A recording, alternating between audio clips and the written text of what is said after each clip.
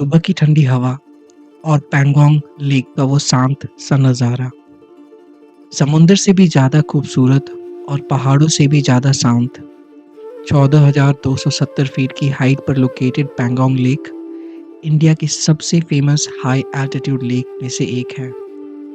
ये lake India से China तक फैली हुई है और इसका पानी दिन भर में 5 से 6 कलर्स बदलता है। सुबह को ब्लू, दोपहर को टर्कोइज और शाम तक गोल्डन रिफ्लेक्शंस में बदल जाता है। यहाँ आके लगता है जिंदगी भी थोड़ी धीमी हो गई है। यहाँ हवा भी धीरे धीरे चलती है और वक्त भी थोड़ा रुक सा जाता है। रात भर ठंड इतनी थी कि सांसें भी धुंध बनकर बाहर आ रही थी और सुबह जब आँख खुली तो जो मैंने देखा उसे लफ्ज़ों में बयां करना मुश्किल है। ये पैंगोंग लेक है, पर आज ये पानी नहीं, ये एक जम चुकी कहानी है। अप्रैल महीने में जब दुनिया के ज़्यादा हिस्सों में गर्मी शुरू होती है, यहाँ वक्त अभी भी सर्दी में अटका हुआ है। मैं जब इसके पास गया और हाथ लगाया, तब एहसास हुआ कि नेचर कितनी पावरफुल है। एक तरफ सूरज की रोशनी, दूसरी तरफ जमा हुआ पानी, जैसे जिंदगी और ठंड एक साथ चल रहे हो।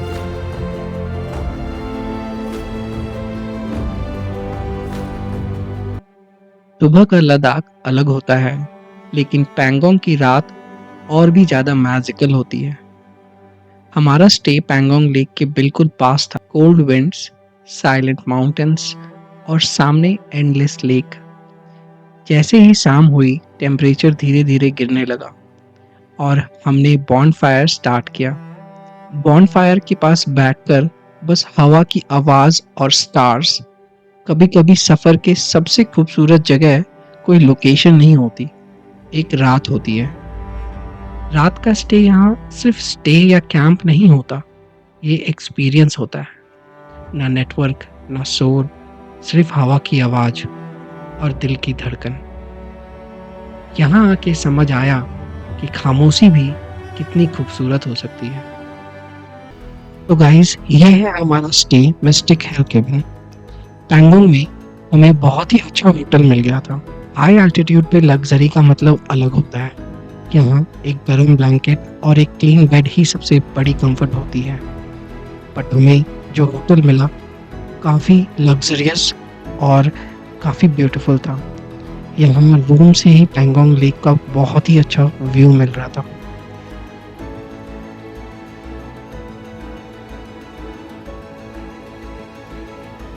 यहाँ स्काई गेजिंग के लिए आपके रूफ में एक ग्लास भी लगा होता है, जिससे नाइट में आप स्टार गेजिंग भी कर सकते हो।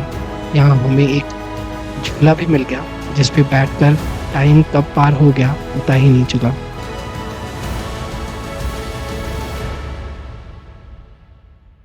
पैंगोंग की खामोशी को पीछे छोड़ते हुए हम निकल पड़े एक नए सफर पर। लद्दाख के रास्ते सिर्फ रास्ते नहीं होते, ये एक जर्नी होती है।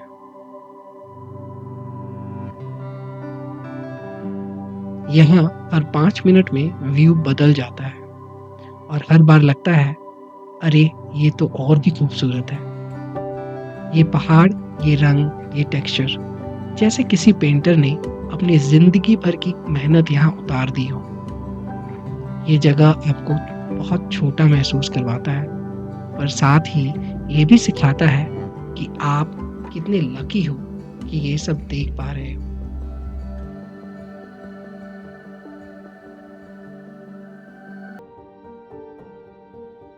रेजानिया के बाद हम आगे बढ़ते हैं हानले की तरफ।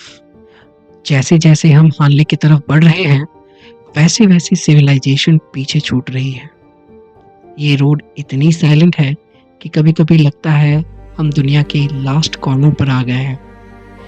एक तरफ एंडलेस बैरन माउंटेन्स, दूसरी तरफ ओपन प्लेन्स और बीच में एक सिंगल रोड जो हॉराइजन तक जा रही है।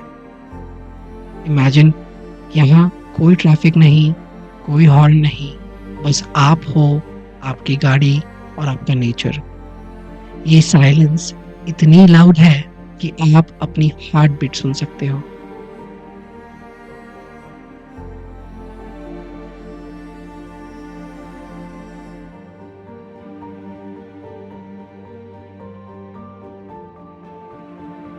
दूर से हानले विलेज दिखना स्टार्ट हो गया है।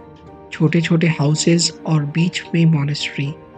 ये जगह सिर्फ ब्यूटीफुल नहीं, ये पीसफुल है, रॉ है और रियल है।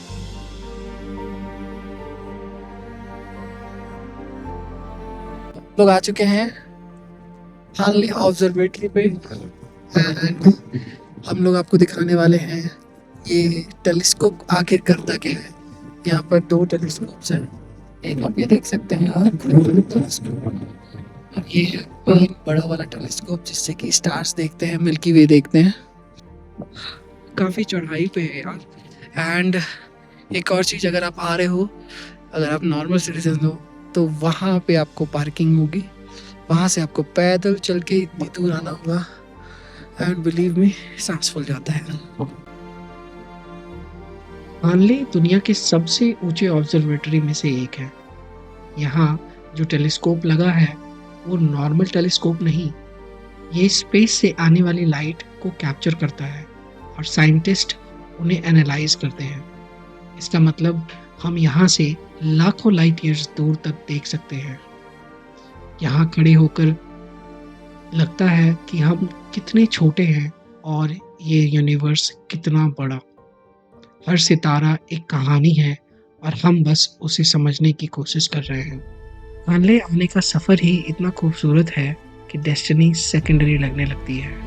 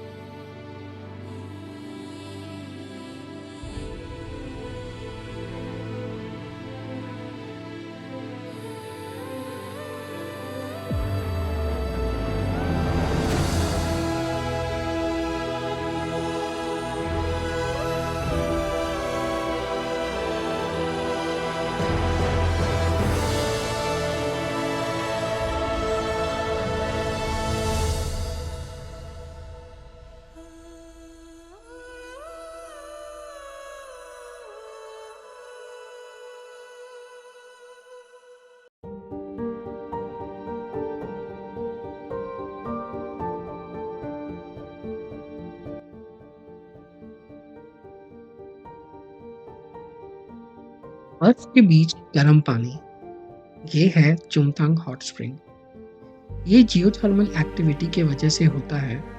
जमीन के अंदर हीट जनरेट होती है और पानी को ऊपर से गर्म बना देती है। नेचर के पास हर सवाल का जवाब होता है, बस देखने वाली नज़र होनी चाहिए। जहाँ सब कुछ जम जाता है, वहाँ भी जिंदगी अपना रास्ता ढूंढ लेती है।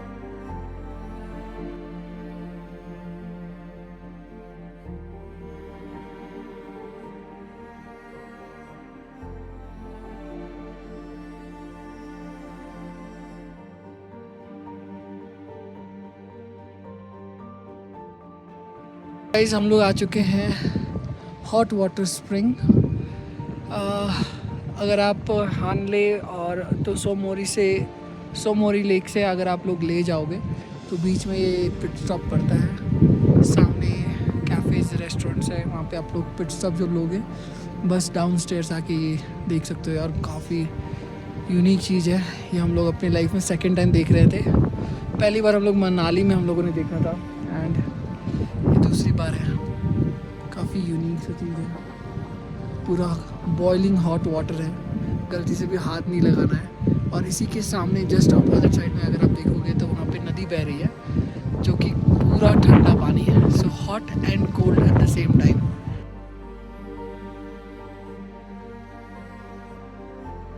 यहाँ चुमथंग के पास एक अजीब सा कॉन्ट्रास्ट है। एक तरफ ठंडी हवा और दूसरी तरफ जमीन से निकलती हुई गर्म सांसें, जैसे नेचर खुद यहाँ 2 कहानियां सुना रहा हो। मैं इस रिवर के किनारे चल रहा हूँ और हर कदम के साथ मन हल्का हो रहा है। पानी की ये आवाज जैसे दिल के अंदर चल रहे किसी खामोशी को समझ रही हो। कभी सोचा है कि जिंदगी भी इस रिवर के जैसी ही है, कभी ठंडी, कभी गर्म, कभी शांत, कभी बेचैन। और फिर भी ये चलती रहती है, बिना रुके, बिना थके। यहाँ खड़े होकर बस एक ही एहसास होता है कि हम जितना भागते हैं, उतना ही अपने आप से दूर चले जाते हैं, और शायद इसीलिए ऐसी जगह हमें वापस खुद तक ले आती है। चुमथंग से निकलते ही एक चीज इंस्टेंटली फील होती है, ठंड और भी इंटेंस हो गई है। रोड पे स्नो पैचेस बढ़ने लगे हैं और माउंटेन्स का कलर भी चेंज होने लगा है, ब्राउन से वाइट और वाइट से पूरा आइसी साइलेंस। ये रूट ऑलरेडी रिमोट था, लेकिन अब लग रहा है हम किसी और ही दुनिया में एंटर कर रहे हैं। जैसे जैसे हम तोसुमोरी की तरफ बढ़ रहे हैं, वैसे वैसे नेचर अपना विंटर वर्जन दिखाने लगा है। फिर एक पॉइंट आता है जब आपको दूर से ही एक वाइट सा स्प्रेड दिखना स्टार्ट होता है।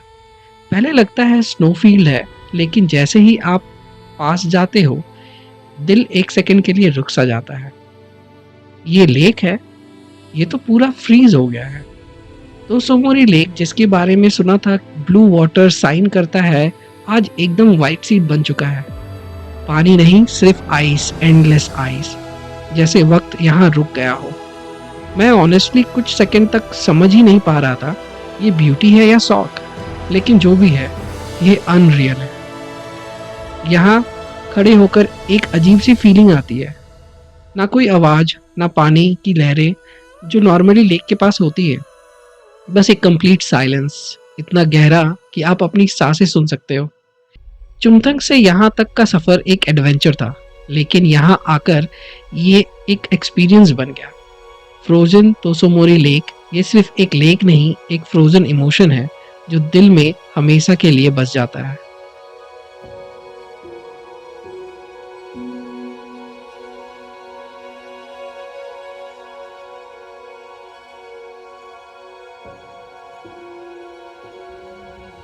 तो गाइस, अगर आप सोच रहे हो लेह लद्दाख की ट्रिप प्लान करने का, सो आप यहाँ पे कोई भी मंथ में आ सकते हो, फ्रॉम अप्रैल टू नवंबर। हम लोगों ने अप्रैल में ट्रिप प्लान किया था बिकॉज यहाँ पे 16 अप्रैल से सीज़न चालू होता है। एंड हम लोगों को बहुत ही आराम से हम लोगों ने घूमा, ज़्यादा हम लोगों को प्रॉब्लम नहीं हुआ, काफ़ी फाका मिला मेरे को।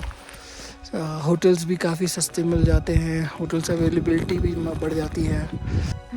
मुझे तो पैंगोंग लेक से ज़्यादा अच्छा लगा यार, तो सोमोरी लेक पता नहीं क्यों अच्छा नहीं आ रहा था। इतना ब्राइट है ना कि फ़ोटोज़ ही थोड़ा एडजस्ट करना पड़ रहा है। बट काफ़ी बड़ा लेक है यार, एंड ब्रेथ टेकिंग है।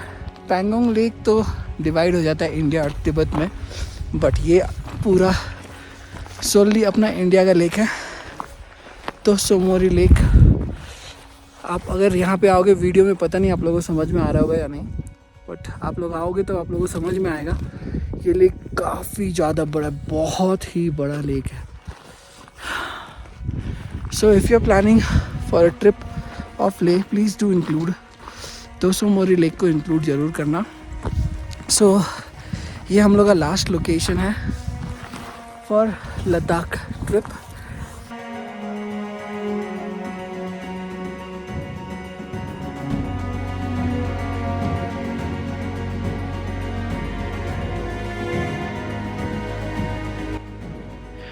तो दोस्तों, फाइनली वक्त आ गया है लद्दाख को अलविदा कहने का। तोसोमोरी की वो फ्रोजन खामोशी अब धीरे धीरे पीछे छूट रही है। लेक की तरफ वापस आते हुए रोड फेमिलियर लगने लगते हैं, लेकिन दिल अभी भी वहीं अटका है, उन माउंटेन्स के बीच। सफर खत्म हो रहा है, पर एहसास अभी भी चल रहा है। अब हम आ गए हैं उस जगह जो बॉलीवुड लवर्स के लिए स्पेशल है, रैंचो स्कूल। यहाँ थ्री इडियट मूवी का आइकॉनिक सीन शूट हुआ था। यहाँ आके अलग ही वाइब फील होती है। एक सिंपल स्कूल, लेकिन इतनी powerful inspiration. All is well सिर्फ एक डायलॉग नहीं, यहाँ आके लगता है ये एक माइंडसेट है।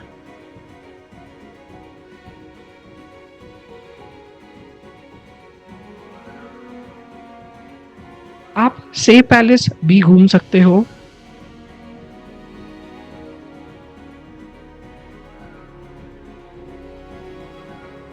और अब हम पहुंच गए हैं लद्दाख के सबसे पीसफुल स्पॉट पर, शांति stupa.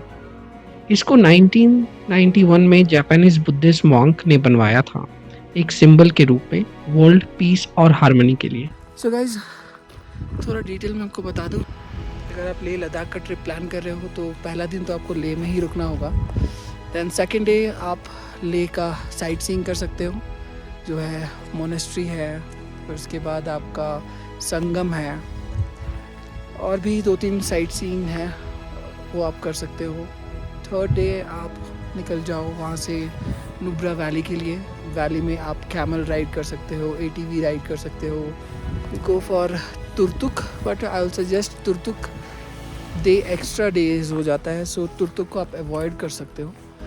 And fourth day you can go for Pangong lake. Pangong lake में बहुत ही मज़ा आएगा आप लोगों को। Stay you can choose for hotels का मैं आपको बता देता हूँ, काफ़ी अच्छे अच्छे होटल्स हैं। मिस्टिक हिल्स का होटल्स नुब्रा में भी अच्छा है और आपका पैंगोंग में भी अच्छा है, बहुत ही अच्छा लोकेशन है मिस्टिक हिल्स का।